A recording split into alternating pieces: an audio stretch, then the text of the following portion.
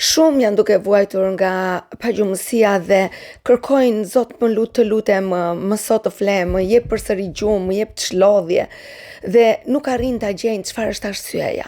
E di, sot unë do të jap disa arsye dhe ndoshta ti e gjen veten në një prej tyre. Ti nuk mund të flesh vuan nga pagjumësia sepse ke një shpirt të trazuar. Kur ti ke një merak, një ankth ose një dhimbje të mbledhur, një zhgënjim, dhe shpirti jot nuk po gjen qetësi.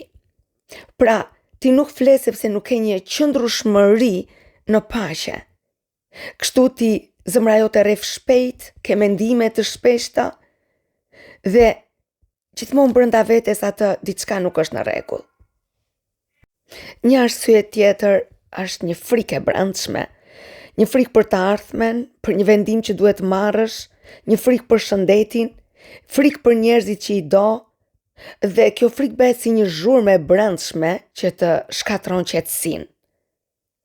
Një tjetër grup ose një tjetër në arsye pse ti nuk fle është një peshë që ti mban.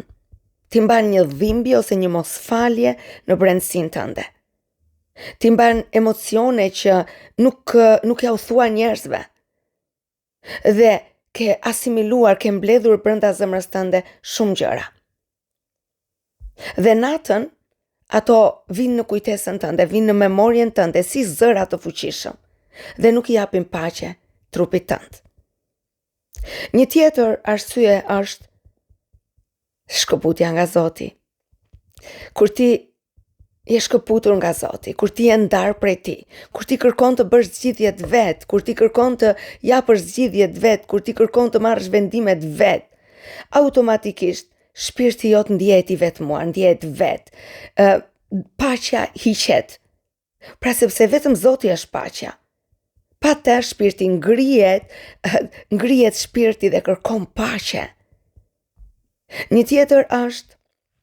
Një arsye tjetër është kur ti ke shkuar në një zyrë ose në një punë, ti je atje dhe njerëzit që janë atje janë kundër Zotit, janë kundër teje, janë negativ dhe ajo forca negative e tyre, shpirtrat e tyre të ngjiten ty në trupin tënd edhe ti nuk ndjen paqe, nuk ndjen siguri, nuk bie dot në paqe kur shkon në krevatin tënd.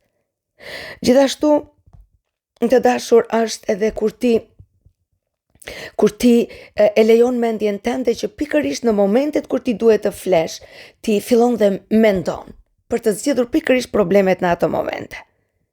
Një tjetër arsye është kur ti fillon dhe flet gjithmonë, nuk më zë gjumi, u mundova shumë, jam i lodhur, jam pa gjumë dhe kështu ti e forcon këtë pagjumësi. Si të çlirohesh? Të them të drejtën, të çlirohesh, çlirimi vjen vetëm nga Zoti. Nuk ka një rrugë tjetër. Nuk ka një rrugë anësore. Nuk mjafton vetëm të zbulosh të simptomën, por duhet të shërohet zemra, të vendoset tek Zoti. Pra, rruga e parë është vendose zemrën tënde në duart e Zotit, çdo natë. Çdo natë para se të flesh thuaj Zote, dorëzoj shpirtin tim, mendjen time, trupin tim, familjen time, gjithçka timen në dorën tënde. Dhe unë e heq kontrollin dhe ta jap ty. Tjetër, je në paqe me njerëzit, nëse ke dikë që nuk e ke falur, nëse të është bërë një padrejtësi, nëse je i rënduar nga diçka që ka ndodhur në të kaluarën, fali. Fali sepse duke i falur, ti do të marrësh paqen brenda teje. Nëse ke pasur një emocion të madh më përpara, ndoshta ka ndodhur një aksident, edhe ti ke qenë i pranishëm, ndoshta ka ndodhur një vdekje, edhe ajo të ka vjedhur gjumin sepse emocionalisht i është hapur të ligut një rrugë.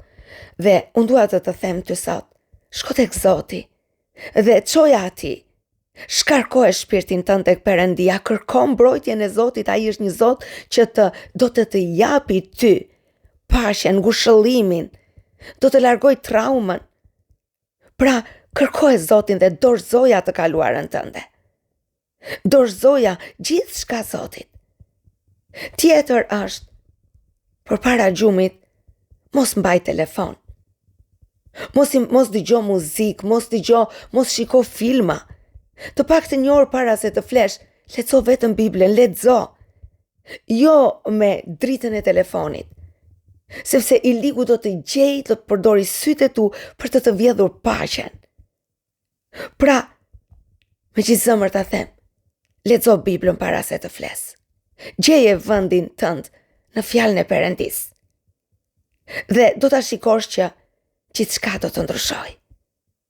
Dhe në emrin e Jezus Krishtit unë lutem për ty, që sot të kesh paqen e Zotit. Që sot ti të fillosh të flasësh pro vetes tënde, çdo ditë të thuash, jam mirë, kam fjetur mirë, jam i bekuar.